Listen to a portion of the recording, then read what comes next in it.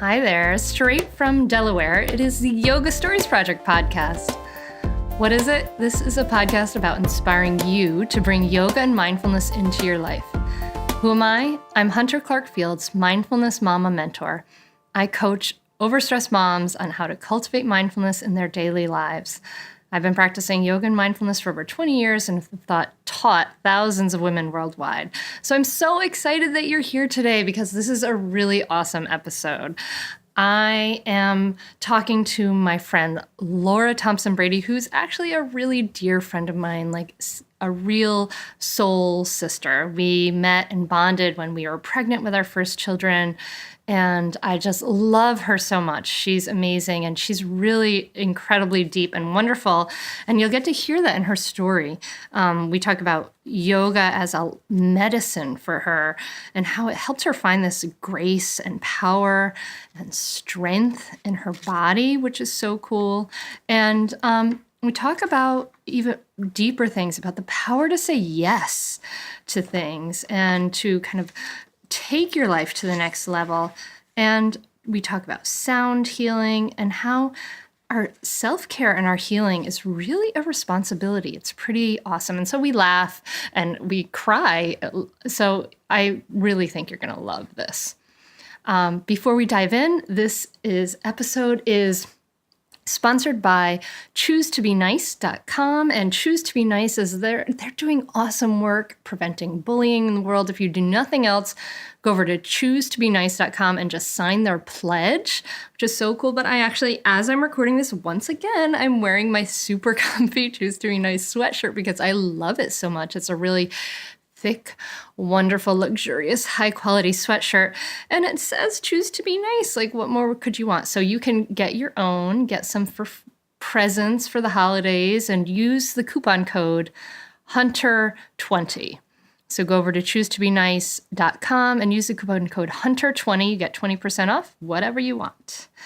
And the other sponsor for this episode is myself and my coaching practice. I currently have 3 open spots for one-on-one coaching, and this is starting now at the beginning of December and going into the new year. And I'm looking for women who are ready to take their lives to the next level, who are tired of being stressed, tired of dealing with the feeling overwhelmed, and I really want to work with you to take your life to the next level, do that deeper healing work that we really talk about in this episode.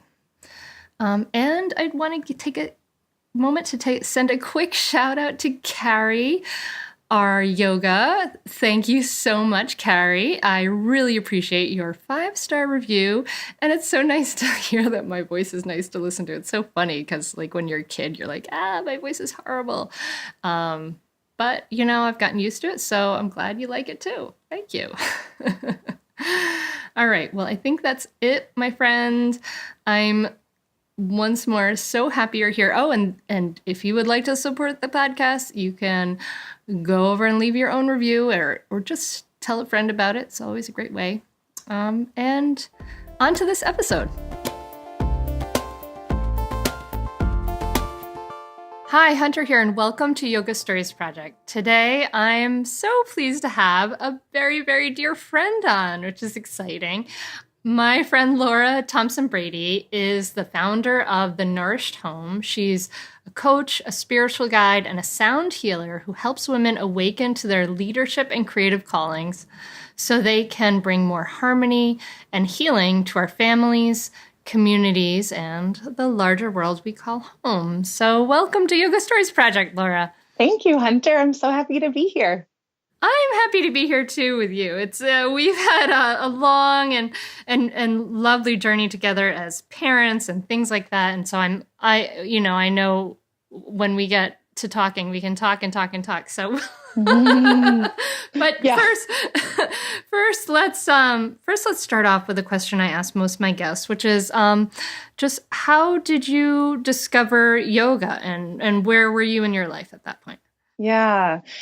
So I was thinking about that this morning because I knew we would be talking about all of this. And it was really powerful to remember my introduction to yoga as I was tuning into that within myself this morning.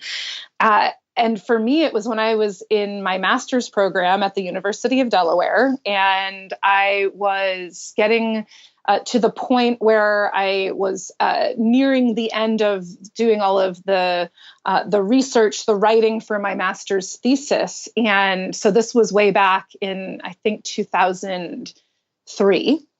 And 2003, 2004, the years are fuzzy, but yeah, 2003, 2004. And I was really stressed out. There was so much pressure and so much going on. And I noticed that there was a local yoga class that was a restorative class, which I didn't really I wasn't thinking about what that would mean and how that might be different from other forms of yoga and different practices. But I decided I'm going to go to this yoga class, and hopefully it's going to be a grounding or centering for me to do this. And I remember so clearly how at home I felt immediately in that space. And the fact that it was a restorative class, again, unbeknownst to me in choosing it at the time, but that restorative class was the medicine that I needed. And I think that I didn't even realize how stressed out and how much my mind was racing and how much I was in that space of the mind and of the intellect and thinking from the neck up until the unfolding of that class began. And I remember at the very end of that class, Hunter, in the final pose, I remember I'm laying on my back and these tears, not like I was sobbing my eyes out, not like that, but just these gentle tears fell out of each eye. And I just had this stream of tears going from the eye right down the sides of my face. And it was the feeling of such relief and peace in my body and in my being, in my mind, and my heart. And that was a really powerful initiation, so to speak, for me into yoga. And I was really hooked in a beautiful way from there. Wow. It is a powerful initiation. I mean, for the listener, who doesn't know, a restorative class is where you probably didn't know till you arrived there. You use bolsters and blankets and all kinds of things to let your body lie passively into the yoga poses. And it's very deeply relaxing. It can feel like people sometimes say they feel like they've had a massage after they leave. And I think that, yeah, like you were tapped into that. I mean, that stress relief, that's huge. Like people don't know they can become that relaxed. Right.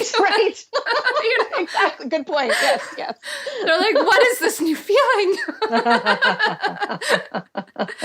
And I think it's so cool that you were, you talk about how you were so like in the mind and you weren't so, you weren't in your body so much. And so kind of coming into that, your body was this like radical change at the time. Mm-hmm.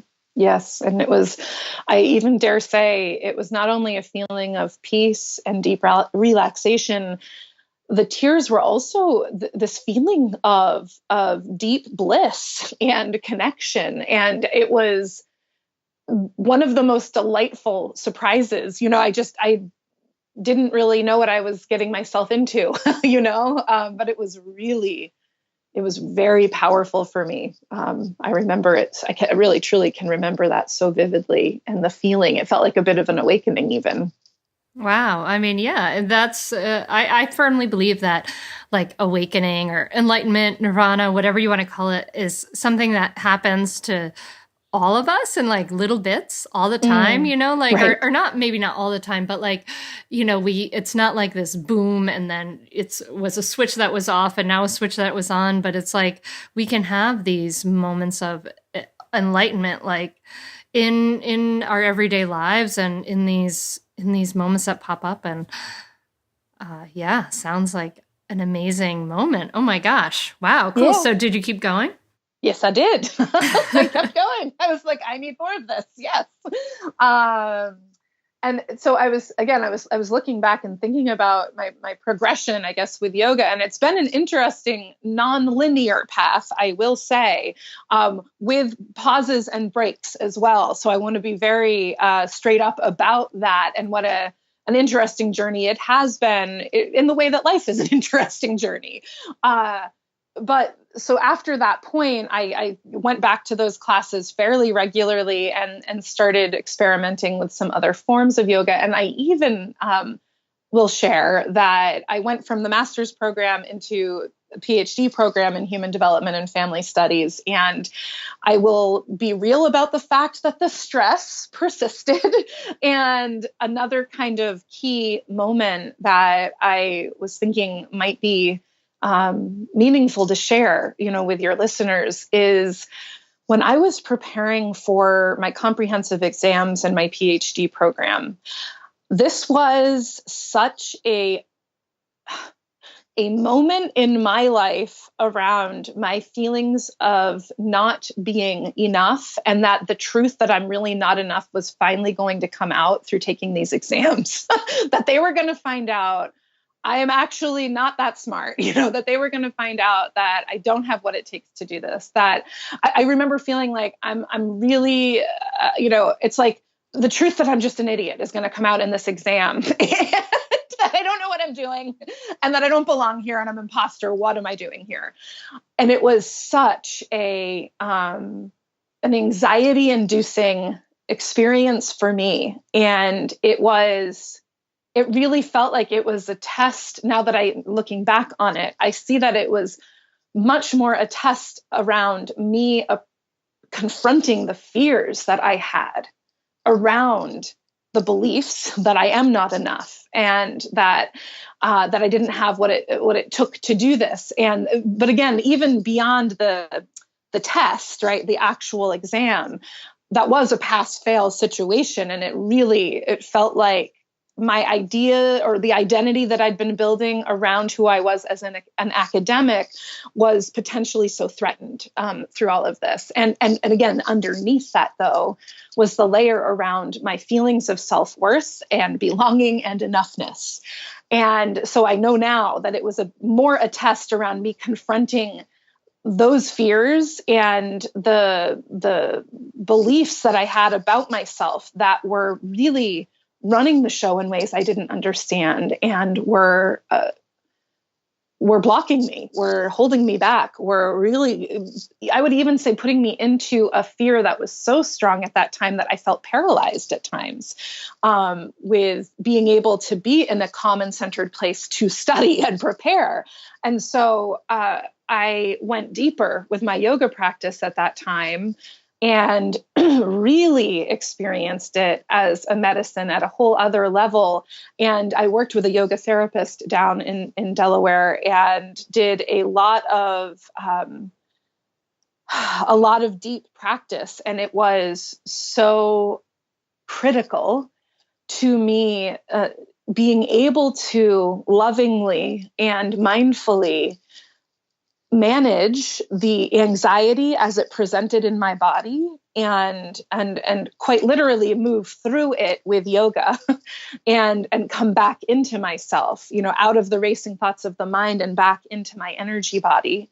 And beyond that, I would say that it was also a way of very tangibly and palpably working through those deeper fears and limiting beliefs that I had at that time, without needing to overanalyze or intellectualize what I was experiencing, but to do some really powerful healing work, I would say, through mindfulness, through meditation, through yoga, and really connecting into my energy body in a way that was healing without being too much in the mind, because I already was in the mind a lot with all of the things I was studying, and it was without that, I don't know that I would have been able to show up for those exams and move through with my PhD.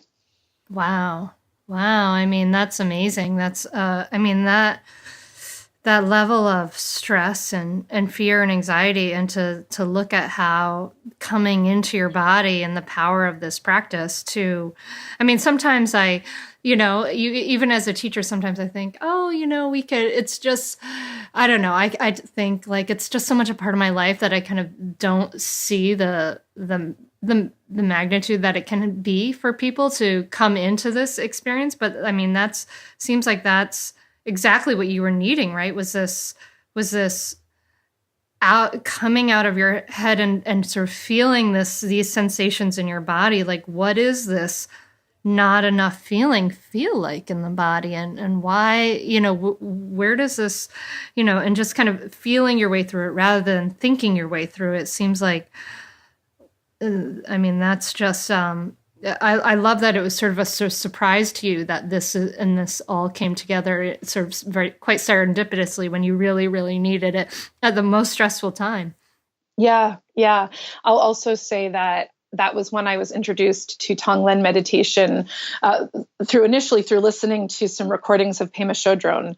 And so that was another thing that I was doing in combination with the yoga therapy, so to speak, was practicing compassionate meditation and really funneling that into my own suffering, and then remembering that, oh yeah, I'm not the the one and only woman in the world who feels this particular form of suffering that I'm feeling, and to really, through that meditative practice, channel my energy and that loving self-compassion out into all of the other beings in the world who have and maybe were currently feeling a similar kind of suffering, and feeling that universal connectedness was another way of getting myself out of my head. And out of that small thinking that this is all about me, even, right? And connecting into the fact that so many people in their own unique ways are experiencing this particular form of suffering, and that I can be in a place of compassion that also gives me that perspective and connection to the greater experience that we're all sharing. And so that those things all kind of came together for me at that time, and have stayed with me in all sorts of different ways, as I've journeyed through life since then. And for the listener who doesn't know, Tonglen meditation is a meditation practice in the Buddhist Tibetan tradition that is like you described, that where you're sending out compassion to all the people in the world who are feeling this same suffering that you are feeling at the time. Yeah. Wow. So as you started to, now I'm curious about, like, I want to go back to what you were saying about like those big feelings of not enough that you're working with, like with this work with your yoga and your meditation. You worked through them with yoga and meditation, and that sort of helped you get sort of on a path of working, letting these things go, or how did that go? Okay. So, sure. Yeah. So, I'll say a couple of kind of simple pieces. First one was going to a yoga class and being in community with other people and moving through and finding grace and power and strength in my body through, repeatedly coming back, right, to those same poses over and over and over again, and doing so in community. That in and of itself was very healing for me, to be in a circle, so to speak, of people that were all tending to and connecting in with themselves in that way. So that alone was really powerful for me, to not let myself just be alone with what I was working through, but to be in the presence of others that were doing this work in their own ways for themselves as well. What I would say unfolded for me during that time, give me just a moment. I'm closing my eyes right now and tuning back into that time. What unfolded for me was, so for example, the experience, one of the physical sensations that I had with the anxiety, and I would say I even was having panic attacks. So my heart would race and flutter. It felt like, like a small bird or like a butterfly wings, like trying to get out of my chest. I felt sensations of incredible tension, in my chest, tightness, in my chest, in my shoulders, a feeling of contraction. I would feel that pit in my stomach. Sometimes I'd even feel nauseous from it. And it was the kinds of physical sensations that would stop me in my tracks. And so what I practiced was, first of all, going to that regular class, and I would even go a couple times a week, sometimes even 3 times a week during that time in community, was this kind of anchor to help me more profoundly remember how to get into that energy and into that deeper breathing and into calming my nervous system through breath and through movement, to work through the anxiety as it presented itself whenever it showed up. So I would say that was through the kind of regular disciplined practice. It helped me more powerfully over time meet the anxiety with my breath and with my intention. And again, whether it was in meditation and just in breathing and in meditation, or in movement and breath and really stepping onto the mat, that disciplined practice around those things helped me quite literally calm my body and my nervous system and bring the heart rate back down and bring the breathing deeper into the body. So I would say that was an experience of really feeling and experimenting with the mind-body connection and how powerful and real that is. And the other thing that I did a lot of, and this was what I worked on with the yoga therapy, was doing a lot of guided visualization as well,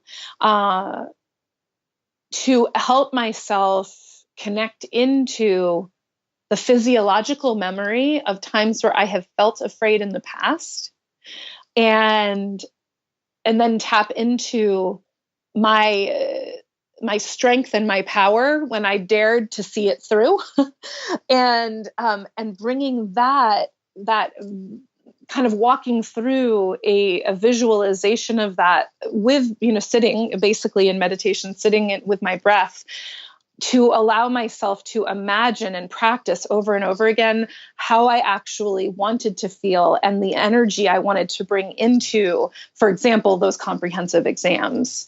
And it's funny, what I used as a memory was from my honeymoon with Damien. When we got married, we went to Costa Rica for our honeymoon.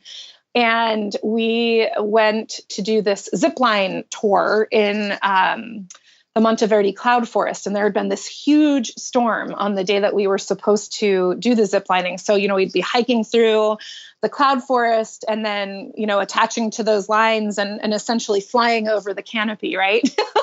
And with this massive storm, wind and rain, and it was just like really intense. And so, of course, it was canceled that day. And the next morning, we woke up and they let us know that if the weather was good enough, that it would be rescheduled. And so we woke up and it was still quite windy, but the storm had passed. So I was like, oh, it will definitely not be rescheduled for today, in my mind. And we checked in and it was indeed rescheduled. And I was just like, I don't know, completely terrified. I was like, I don't think I can do this. No way. Nope, I don't need to do this. Not interested. It's cool. And Damien was like, well, let's just go and check it out. And, you don't have to do it. We can go on the hike. And then if you don't want to zip line, you don't have to do it. And so I remember, going through the whole little spiel they have to give you at the beginning about the safety risk. And I'm just, of course, getting all the more freaked out. And then I tuned in, though. I was like, all right, this is my choice. I do not have to get onto that zip line if I don't want to once we're up there.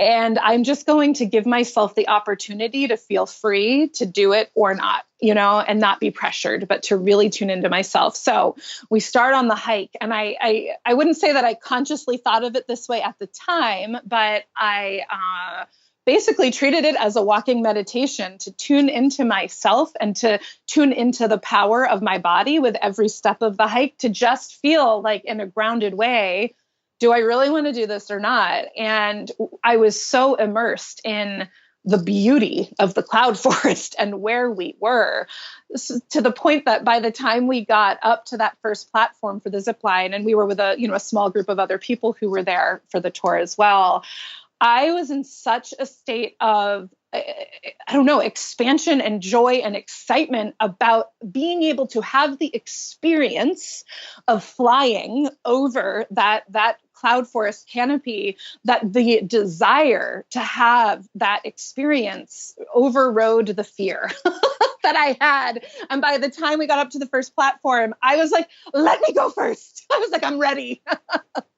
And so I did. And it was the most beautiful thing to have that experience of feeling like a bird flying over the rainforest canopy. And we went on to hike, to multiple platforms and going across the zip lines multiple times. And I just remembered feeling like, if I had let my fear override the expansiveness of this experience, that in the end, there's an inherent risk with any kind of big thing we do, whether it's ziplining or taking comprehensive exams for a PhD program or any other venture we take on in our lives, like choosing to have children and birthing them, right?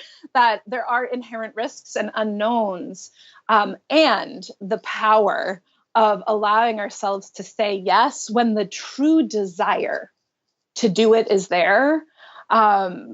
It just is, it's transformative, and it's what we're here for. I think it's what we're here to experience on this human journey.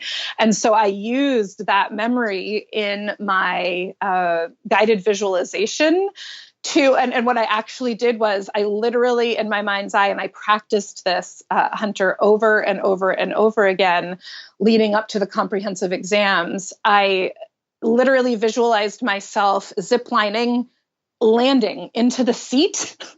I can't believe I'm telling you this right now. I'm telling everybody else. Ziplining and landing into the seat of the room where I would be taking the comprehensive exams at the University of Delaware. I love that. I don't know if I've ever told anybody this. I don't know. Anyway, okay. I love that image of you like ziplining into the Yeah. So I'm not even kidding you that I repetitively practiced this visualization, rooting into my body, breathing into my body over and over and over again for about a month before I took those exams. And I should say the other thing, this is so interesting to remember all of this. The other thing that I did that's so connected to a lot of the unfolding that's happening for me now with my sacred work that I do for the people that I serve, is that I realized I need to sing my way through this as well. And so it was a combination of yoga, of mindfulness practice and meditation, of this wacky visualization, and singing, to get into the high vibration and the power and the resonance of myself, of what I feel is my truest self that opens up whenever I sing. So that morning of the exams, I was able to be in that room by myself before they came in to give me the questions and all of that. I remember I spent time quite literally singing in the space, and then doing that visualization one last time right before my committee came in to give me the questions. And it put me energetically and physiologically into an empowered place to do my very best that I possibly could at that time. Wow. Good for you for like taking it upon yourself to take these tools, to get yourself into that state. It's so interesting, Laura, because we met kind of like around that time, or maybe just after that time. And it's interesting because you and I were kind of like going through we have gone on these sort of parallel journeys in some ways, because like for me at that time, I had gone through my master's program and I was teaching at this high school, and I was having panic attacks, like in the high school, like having, or in the parking lot of the high school, and having this whole fear response, and, wanting to do more yoga to help me deal with that as well. And for me, running had helped me through it. But I mean, it's interesting that we were sort of in this place of like, right before our children are born, of like, here is this life with all this fear and this anxiety that comes up, right? For human beings. Like, that's what happens. We have this fear response to this crazy, scary life, that's so big, and that it demands so much of you, and are you enough to deal with it, and all this stuff. And I remember feeling like in those panic moments, like exactly what you were saying, like, I am not enough to deal with, like, I can't deal with this crazy thing. But then, like, well, life still keeps going. So, that's a funny way of doing that. So it's like, you kind of like, you have to figure it out. Like, I mean, and that's kind of like the big challenges of this journey is like, how do you figure out how to deal with that? Like, how do you figure out how to deal with stepping up into this world? And I think for so many people, or at least culturally, like, the message is deal with it by like eating chocolate and watching lots of TV, or, buying lots of clothes, or, buying more. So you fill up this space. Right.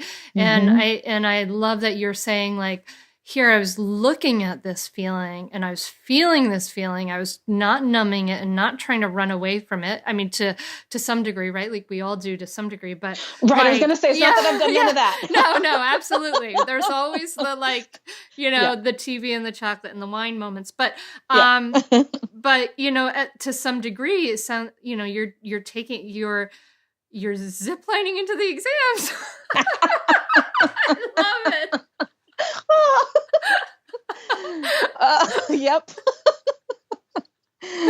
I love it. It's, but I think it's like what I'm hearing from you, is like, that's a brave choice to not be drowned and to not block it out or numb it out, but to be like, damn, I've got to do this. This is happening. How am I going to do it? And then you're finding these tools. It's so cool. Yeah. Yeah. And I will say what's coming up for me in that is when I haven't been at points of such high stress, those have actually been the times when it's been easier for me to use those things to numb out, right? Actually, that's interesting. It's that in the everyday, and certainly with the daily grind of parenting. And I think that there's a time and a place for, we're real humans, like, for all of these things, but yeah, like the chocolate, or like zoning out, watching, whether it's great TV or sometimes really not great TV, whatever it might be, that I absolutely, there are old patterns of that I learned as a coping strategy, like, so many of us did as a kid, that I still work with and see when it comes up for me, kind of in cycles, I would say, that I'll have cycles of not numbing out in those ways. And then I'll notice the cycle of numbing out in those ways comes back.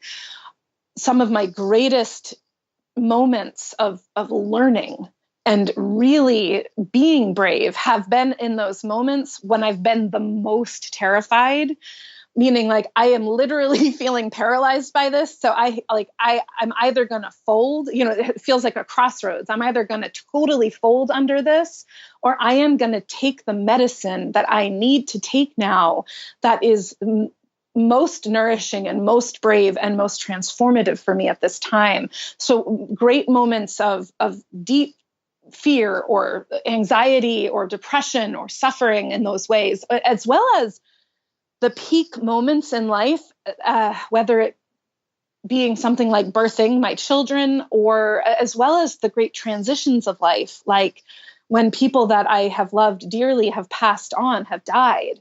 All of those big moments have been my opportunity to really have this soul-stirring experience that opens me up and awakens me to the capacities that I really have. within me, journeying through it all.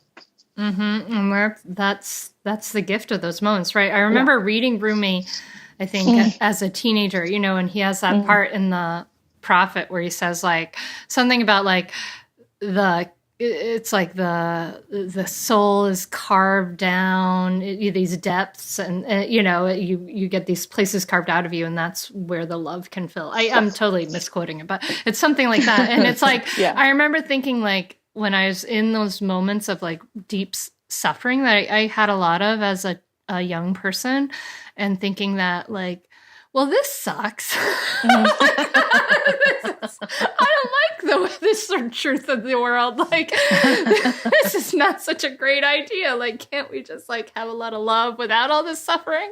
But I think what he's pointing to is we can have a lot of love in moments of where we don't have suffering. But and I think that is the truth of like equanimity, right? Like there's that equanimity that's beautiful, but I think you're right. Like, I love what you said about these, like, these are opportunities to awaken, where you have to make a choice. You're kind of forced to make a choice. Yeah.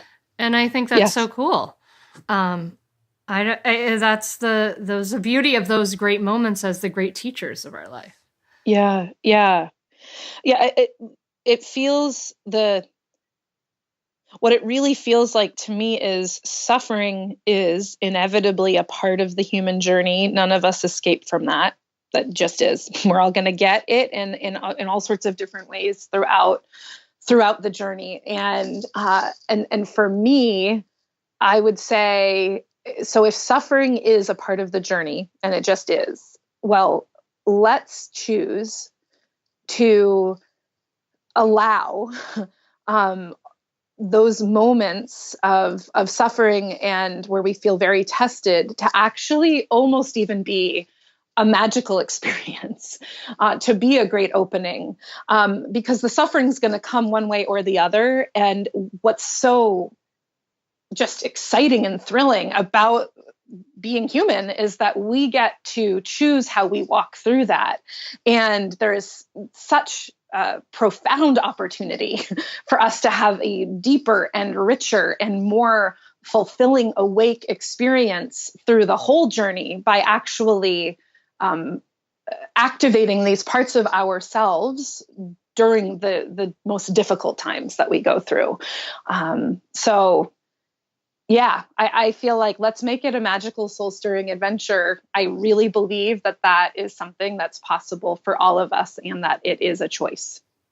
Yeah, and it's interesting because it is a choice, but at the same time, I think we don't realize how little most of us, like how little we exercise our choice, and how often we're just kind of walking through life and just reacting and just living from habit. Like, this is the way this always was, and that's familiar. So I'm in that habit, and familiarity is comfort, even if it's not necessarily like the best choice. It's familiar.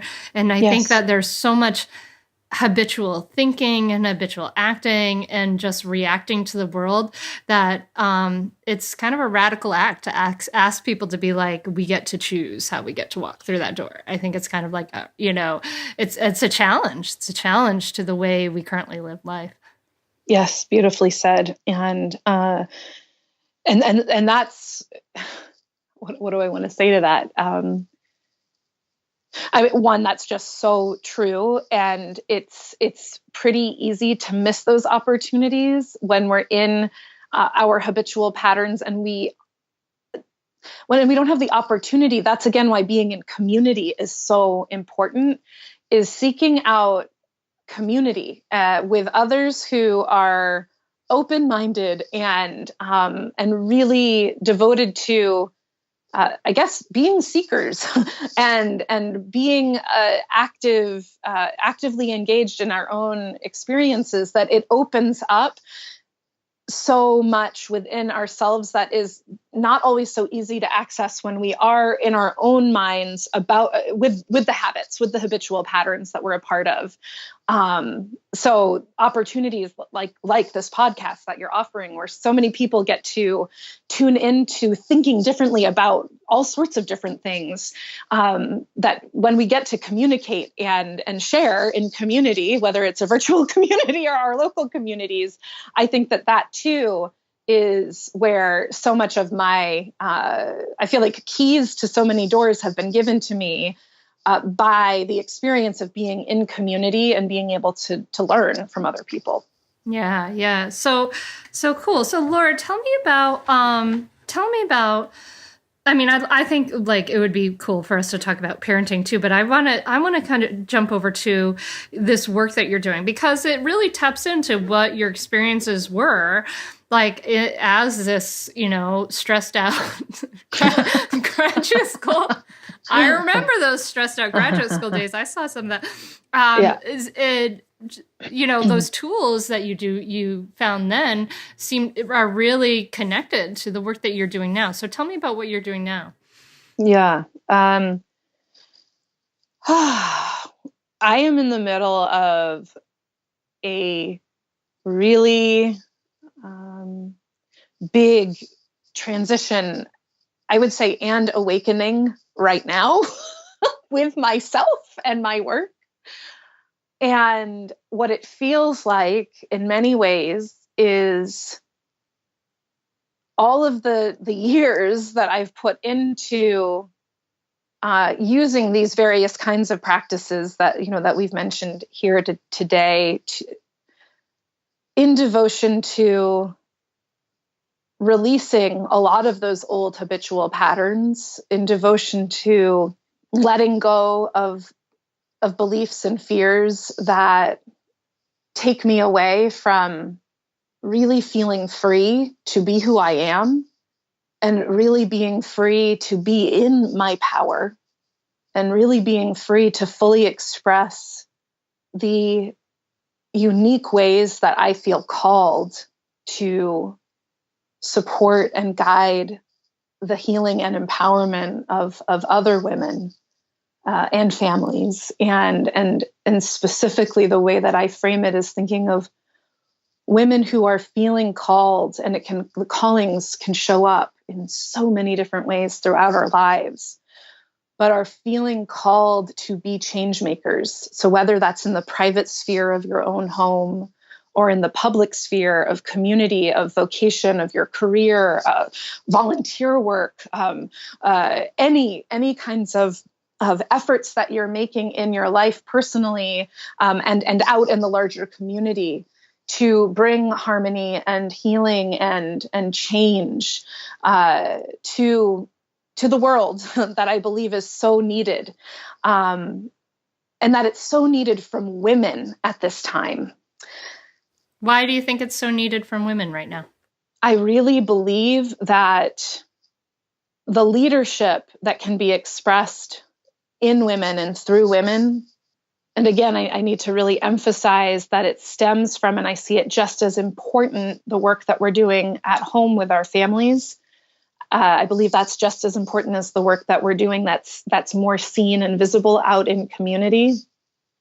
That if we as women are able to feel more and more free and empowered, as the empowered actors that we are, to bring our wisdom, to bring our hearts, to bring the vision that we have through the lens of womanhood into our families and into our communities. And when I think about this scaling out, the Nourished Home, my company, that scales out for me to thinking about creating a more nourishing planet for all people and for all beings. That if we look at where we've been historically as women throughout time, there have been times where women were very honored and revered, and matriarchy and the lineage of women's leadership and medicine work,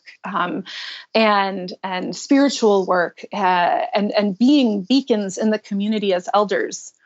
There have been times where that's been really honored and where there has been, I would argue, greater harmony and balance when the feminine and the masculine, so whether that's literally expressed through women and men, and or through the energies of the masculine and the feminine in all women and in all men, when both of those energies have greater space to be in the light and fully expressed, that we are inevitably then in a space of greater healing and harmony and the positive change work that we are needing in our families, in our communities, in our political climates. And certainly when we're looking at the stewardship that is required at this time for Mother Earth, for this planet, looking at the bigger picture issue of climate change and all of that, I believe that women's leadership has such a potent and needed energy and voice in the healing that's required on that larger scale to create a more nourishing home on the larger scale. And I believe that at this point in history, and this is not true for all women in the world, many, many, many women in the world do not have a voice still. Many, many, many women in the world are subjugated and do not have rights. And that is something that I don't even know how to reconcile with on an emotional level. What I also know, though, is that we women who have rights and resources and have a voice, that we have an opportunity to be in a space of leadership in a way that we have never had before on this large scale and on the micro scale as well, within our families, within our communities. And it feels very timely and very urgently needed that we allow ourselves to do the work of healing within, to feel safer and freer and more empowered, to be in our full expression as women, and to know that collectively, if each of us are doing that for ourselves, that I really believe that we are creating a ripple effect of change. So we have an opportunity. And I know that the work that I've done for myself personally that is still unfolding is the only way that I am feeling as free as I am now to claim my space as a healer and as a guide and as a sacred singer who is here to do sound healing work with my voice and with these very simple yet profound instruments that are crystal bowls that really allow for this deep reverberation and resonance and healing that is beyond, again, analyzing or using words to, and that all has its place, and that is an important part of the puzzle. But what I'm experiencing in myself is this remembering of what my voice is here for, and what I think I even knew as a young child around my desire to hold healing space for others. And for lots and lots of reasons, I have felt terrified of doing that. It has felt too out there, too visible, too naked, and literally not even safe. I've not felt safe with that. And I have been in the process of really devotedly working to feel more and more safe, letting myself do this and allow it to come through me very intuitively. And so that is the big transition that I myself am in right now, is really allowing this work to unfold and to take an integral role in all of the work that I do at the Nourished Home, in supporting and coaching and guiding the women that I support. So, I see myself as a guide and as a healer, and I also see myself as a sister to all of these women around the world who are ready to do this work for themselves. And it's clearly making me pretty emotional right now. Mm-hmm. Yeah. Laura, thank you. You know what, one thing I'm hearing from you, and hearing the importance of this work for you and how deep it runs, is that this healing work, this and it kind of makes me think of something I think that is like self-care, which is something that many women neglect in a lot of ways, especially as they become mothers, is not this like indulgent thing, right? But it's actually right. It's actually a responsibility. It's Yes. actually a responsibility, because this healing, without this healing ourselves to be safer, to be more empowered, then how are we ever going to make any larger changes without that grounding and healing from within? And you obviously are, feel that and see that so deeply from your own personal lived experience. And I think that is the most powerful way to get the message across, is to tap into that deeply lived experience and to share it. So I thank you for sharing it. My heart is so open right now.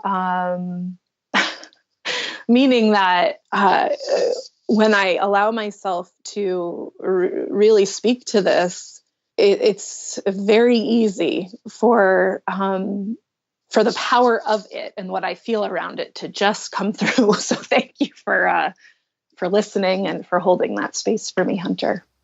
Yeah. Well, now I want to hear more about the sound healing work. And I know that you trained as a singer. I just have to digress for a moment and say I had another podcast guest who is a trained opera singer, Natalie. I'm forgetting Natalie's last name. Oh, it'll come to me. But anyway, she sang some full-on opera on this podcast, which was like blew out my sound wave. It was amazing. But it was wild to be in that space. But tell me about tell me about this sound healing. So Laura, you've done this work around the Nourished Home. You have helped people as parents have a simpler, more family life, more nourished home, taking women to this, to take their calling to the next level. So now you're moving into this sound healing work, and just tell me a little bit more about that and why, and your history with singing. Yeah. So I would say that I began singing probably before I was able to speak, right? And so singing has always just been a core component of who I am. And I loved singing in all sorts of various capacities throughout my childhood and through high school. And I did go to conservatory to study opera when I graduated from high school, but I did that for just 1 year. I think because it was very clear to me that I did not want to have my entire life and career be focused on making it as a singer. It just wasn't. I think that if you're going to take that life on, it really has to be such a burning desire and such an intense calling that you're, able to put all of your energy and time into that, and with a thick skin, by the way. And it was just so clear for me at that time that that was not the path that felt right for me. So I ended up leaving the opera program at the end of my freshman year, and then went on to get a degree in literature for my undergrad. But singing and songwriting too, singing various styles and songwriting were a strong part of my experience of myself. And I will even say, and this is a whole other story for a whole other time, but it was around the age of 8 when my father was diagnosed with stage 4 lymphoma cancer that I really became consciously aware of my desire to be a healer and to hold healing space in some way for others. Like that calling was in the mind and through language, through words, very clear to me at that time. The other thing that I experienced with my dad through his cancer journey was he himself started writing a lot of songs for himself through his creative healing process. Whether or not he survived the cancer, he opened himself up to healing himself emotionally, spiritually, and really living fully. And so a part of what happened for him was this creative unfolding with songwriting. And so he and I sang a lot together from that point on. So all of this to say, though, that when I graduated from college, I did a little bit of singing, songwriting. and performing right before I started grad school, that master's program that I talked about at the beginning of our conversation here. And in a nutshell, my experience of performing and being in the spotlight literally did not feel safe. I felt unsafe and too exposed, and I did not want to be out there and visible. So I really shut that down for years and years and years and years. And the only times that I would really sing in any sort of public way was for when dear friends asked me to sing, like maybe at a wedding or at a funeral. So singing in kind of sacred space. Why didn't it feel safe? Yeah. I'm just feeling into how much I want to go into that in this moment. Whatever degree you feel free to not answer it. That's okay. That's okay.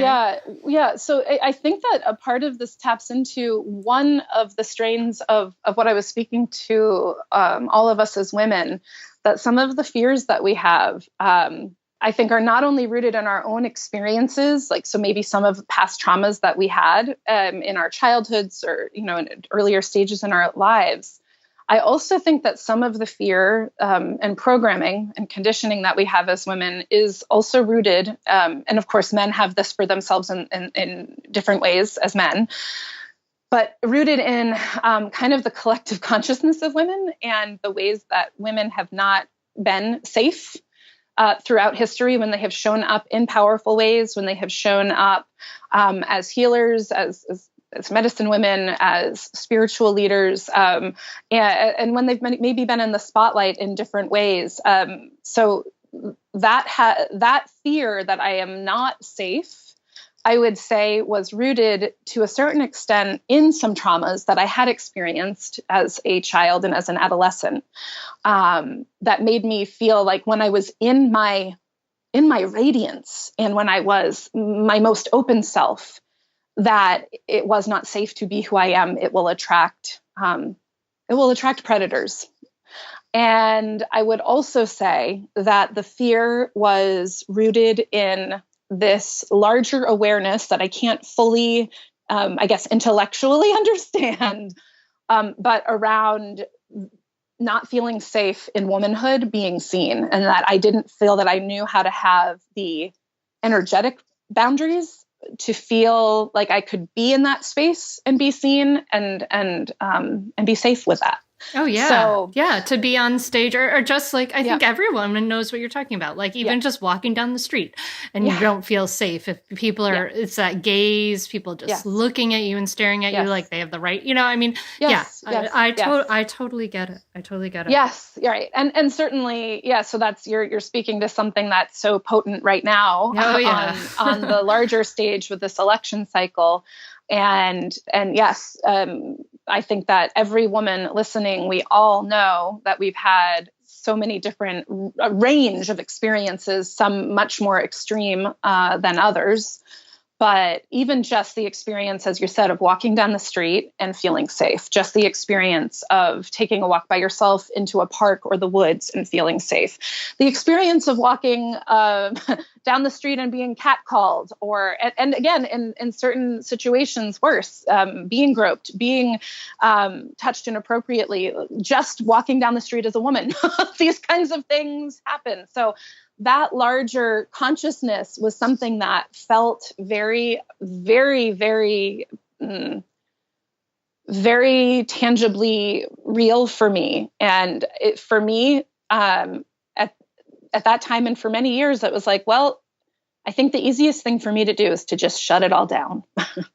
And so that was the choice that I made. And so, what's been happening over these last, I would say, few years has been this real awareness that say that the very worst fear that was actually even true. So like say that, violent death or harm would come of me being fully visible and in the light and doing my work in the ways that I feel most called to do it. Say that actually was true. And most likely it's just probably not true, right? Like that's probably not true. say that it even was. The realization that came to me after years and years of shutting this part of myself that I would say, again, is where my soul most opens up and where I feel most myself. Even if the worst were true, that what I'm doing instead, what I had been doing instead, was allowing this slow, painful death that was self-induced happen by constricting myself and shutting myself down and using all of these ways to hide from myself.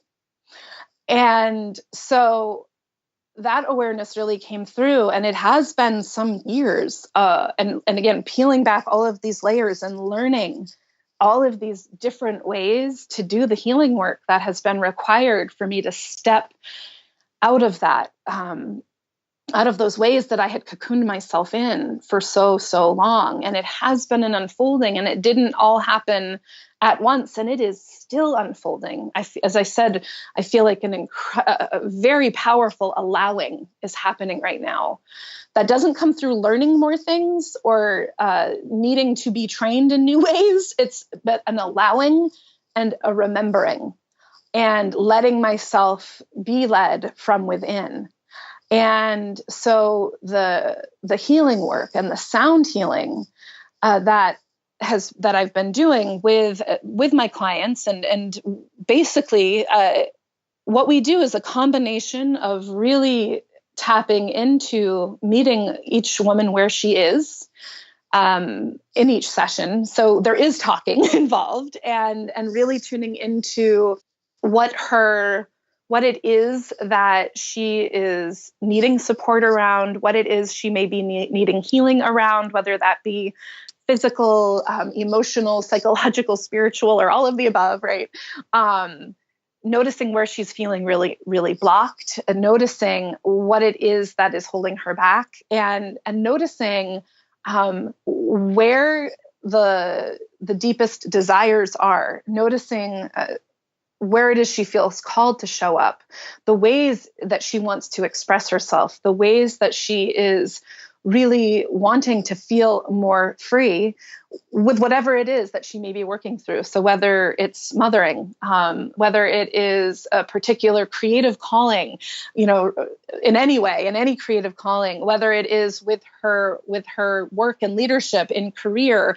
I've supported women in all sorts of different vocations, from lawyers to scientists to educators and a lot of entrepreneurs that are in the holistic healing or creative arts. So helping people really tune into the core of their message and tune into the core of the work that they're feeling most called to bring out into the world, and helping them do that inner healing work that allows them to feel, again, in the best way that they can at this time in their journey, to feel really not only free to share the work, but also to tap into their creative brilliances and into their unique brilliances, and letting those come out and shine and integrate into their work in outside of the box and creative ways. So we talk and we connect in to that. I would say it's a combination of some coaching and a lot of intuitive guidance and transmission that comes through me. And that's another part of the allowing that I've been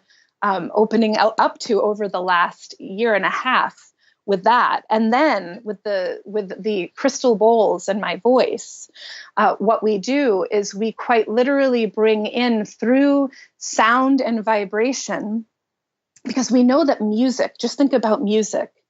Music has, if we look historically speaking as well, has been used in sacred space, in sacred ways, and as a source of profound connection to self, to community, and as a real opportunity to heal as well. So when we look at music, generally speaking, we know throughout history that has been one of its integral roles in society. And so in these sessions, what I'm tapping into is the energetic vibration of these bowls. And the bowls align, each bowl aligns with the chakra centers of the body. And so I'm tuning into what attention is needed, and what healing is needed, and what awareness it is that we want to open ourselves up to in the healing session. And we use the bowls and my voice to create this in your bones, cellular level experiential healing and shifting. We're made of water, and vibration literally helps move water. So there's so much that comes through this that is, again, beyond analysis, and has very profound and immediate effects. Wow, cool. I mean, that's like sounds pretty amazing. And what the word that came up for me as you were talking was this, you're talking about the work you're doing with your clients, is this like integrity, right? Where it's like inside and out is kind of the same. But then there's this sort of deep healing. It's interesting. Sort of, I get this image of this, like, when you're, it's so funny when you talk about this, like the healing work, I get this image of like, it sounds a little crazy, right? But okay, I get this image of like when I've been at big electronic music dance events, right? And it's like the bass, and it's just, you're so like, it reverberates through your whole body. And it's like, just I don't know. I've had like euphoric, wonderful experiences dancing, and just like in that vibration of that sound, just awesome. I mean, it's there's definitely a connection there. Absolutely. Yes. Yeah. That's actually a great example. Not crazy. It's funny. You're talking about like the bowl healing, and I'm thinking of like a big dance. Well, so the beauty of what you're really saying here, though, is I would invite everybody listening to notice and think about the multiple and creative ways that music and sound and vibration can be life altering and healing and transformational. It comes in so many different forms and is accessible to us in so many different ways. So that's just really cool. Yeah. And like sound, actually, now they think about it, like, so my husband makes electronic music, and some of these big dance events are been listening to his music, right? And he's made more. But like one of the ways we connected at a very soul level, I remember like we had our first date like on a Halloween, and we were in college, and I went home for Thanksgiving break on the train, and he gave me a mixtape, which is literally a tape. It's so funny now that I think about it. I know. Oh my God. Times have changed. But anyway, he gave me this mixtape with this music on it.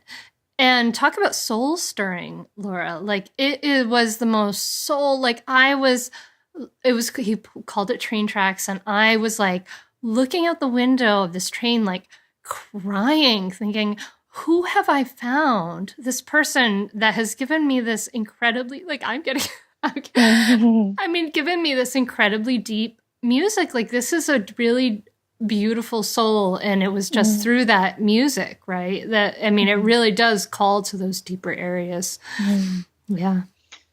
Yes, that is beautiful. Thank you for sharing that. Oh, well, Laura, I always love talking to you, and I'm so glad I get to share you with my audience. For people who want to find out more about you and the work you do, where can they go ahead and find you? Yeah, so my website is www.thenourishedhome.com. So you can find me there. And I share a blog that I write in almost every week, if not every other week.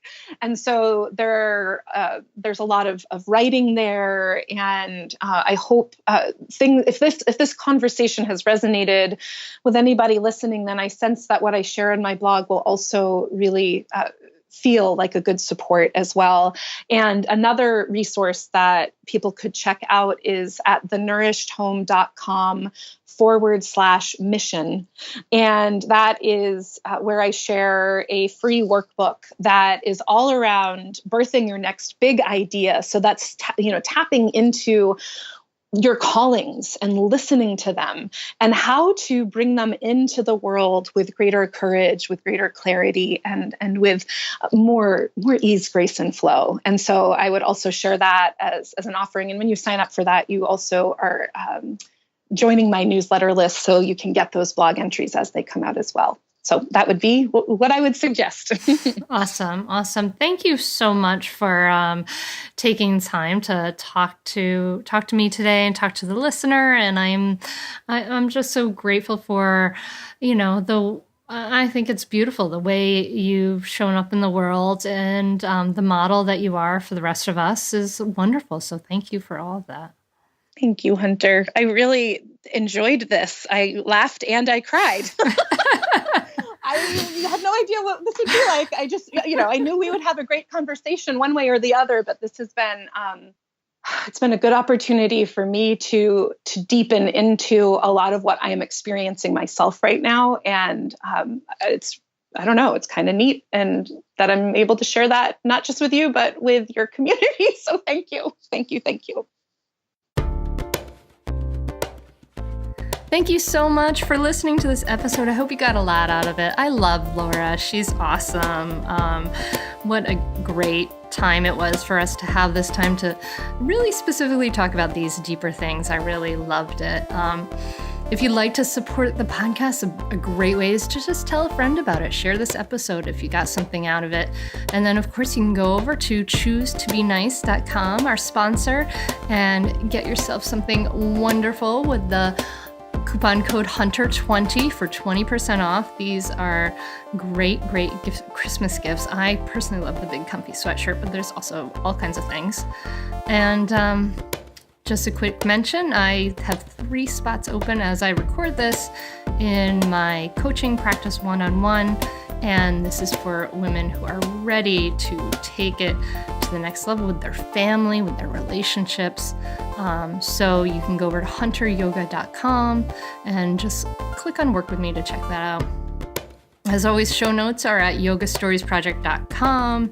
And I think that's it, my friends. I think that's it. I'm so happy you're here and you got to listen to this.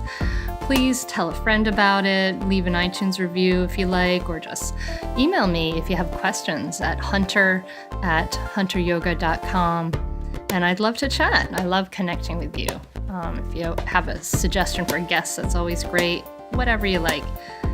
And then finally, I just want to thank my wonderful, loving husband, William Fields. Go check out his amazing, cool artwork now at williamfields.com, and beautiful music. He did the music for this podcast, and he does amazing music. He's an incredible artist. So check that out too.